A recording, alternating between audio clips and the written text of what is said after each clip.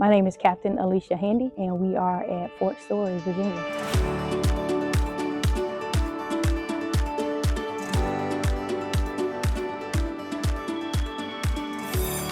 Today, I officially got promoted to the rank of captain. It feels unreal, very much so unreal. Coming up as a junior soldier, I didn't see a lot of females in higher leadership roles.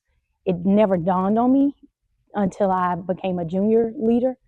And you start seeing people want to build families and things like that. And it was very hard to see a lot of females, whether they were married or single, trying to balance work, their family, personal life, trying to get higher education and things. So they sometimes would have to cut one loose, and it tended to be the military so they can have a civilian job that was more stable for their family.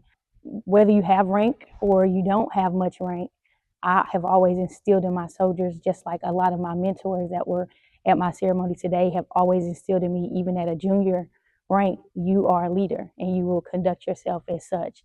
I had no clue what that meant, but it gave me a sense of ownership of my leadership may not look like somebody else's leadership, or my style of doing something doesn't look like their style. But at the end of the day, if you're taking care of people and you're accomplishing the mission, that's your style of leadership.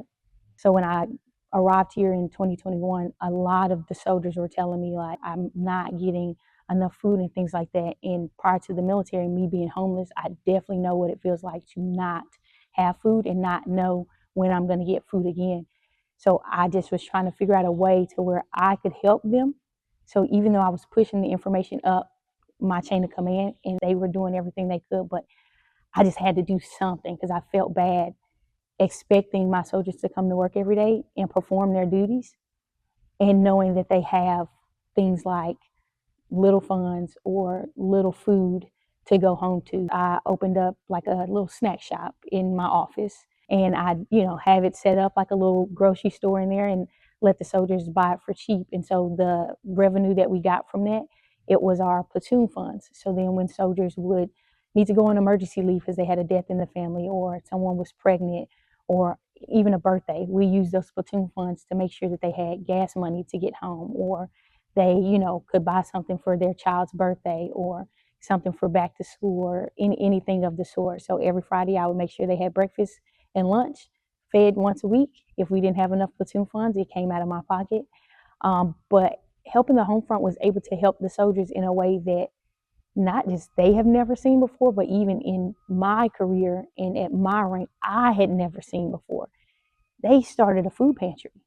They're giving away food, real food, not chips and soda, like bread and fruit, fresh fruit and vegetables. Seeing soldiers being excited that they can feed their families is a testament to what helping the home front does. Other organizations, they do a lot of, helping and things like that, but whether it was a soldier getting promoted, they were here. We're going on a deployment, they're here. We're coming back from a deployment, they're here. We have any type of, they're here.